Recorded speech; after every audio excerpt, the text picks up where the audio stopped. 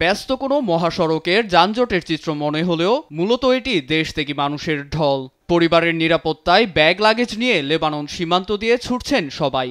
সবার মনে এখন একটাই প্রশ্ন, কেনই বা দেশ ছাড়ছেন তারা? বলছি সদ্য স্বৈরাচার মুক্ত হওয়া সিরিয়ার কথা। আসাদ সরকারের 2 দশকের শাসনে মানবেতর জীবন কাটিয়েছেন সিরিয়ানরা। আসাদের পতনে সংখ্যাগরিষ্ঠদের কপাল খুললেও আতঙ্কের কালো মেঘ জমেছে দেশটির শিয়া মুসল্লি ও সংখ্যালঘু খ্রিস্টানদের। অন্তর্বর্তী সরকারের ঐক্যের আহ্বানে সাড়া দিয়ে সুন্দর ভবিষ্যৎ গড়ায় নজর দিলেও অনিশ্চয়তায় হাতড়াচ্ছেন তারা। দলে দলে দেশ ছাড়ছেন।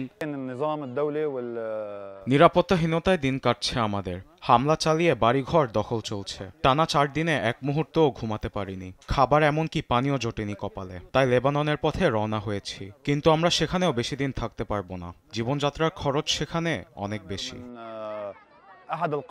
সরকার পতনের পর এইচটিসির দ্বারা নির্যাতনের শিকার বলে দাবি করছে শিয়ারা। আমাদেরকে মেরে ফেলার হুমকি দেওয়া হচ্ছে। আলেপ্পোতেও যত শিয়া ছিল তাদের সবার উপর বর্বর হামলা করা হয়েছে। এখানে যাদের দেখা যাচ্ছে সবাই শিয়া।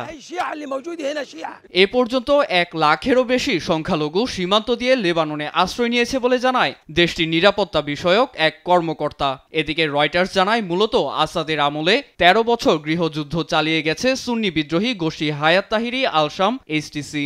এতে হিজবুল্লাহর মতো মিত্রদের সহযোগিতায় এইচটিসির সম্মুখে শিয়াদের দাঁড় করিয়েছিলেন আসাদ সরকার। ফলে সরকার পতনের সাথে সাথে সবার চক্ষুশূল হয়ে ওঠেন শিয়ারা। এছাড়া গত বছরও রাজধানী দামেস্ক সেজেছিল ক্রিসমাসের সাজে। সেখানে এবার নেই তার কোনো ছিটেফোঁটা। এমনকি খ্রিস্টান অধ্যুষিত অঞ্চল বাপসার্কিতেও টানানো হয়নি ক্রিসমাস ট্রি। এতে আক্ষেপের শেষ নেই স্থানীয়দের। বৈষম্যহীন ও মত প্রকাশের স্বাধীনতাই আমাদের কাম্য। আমাদের কাছে সিরিয়া একটি মোজাইকের মতো, যার একটি ইট সরে গেলে গোটা ইমারতটাই ভেঙে পড়বে। তবে এমন প্রতিকূলতার মাঝেই স্বপ্ন দেখছেন সিরিয়ানরা। শান্তি প্রতিষ্ঠার মধ্য দিয়ে স্বাভাবিক জীবনে ফিরে যেতে চান তারা।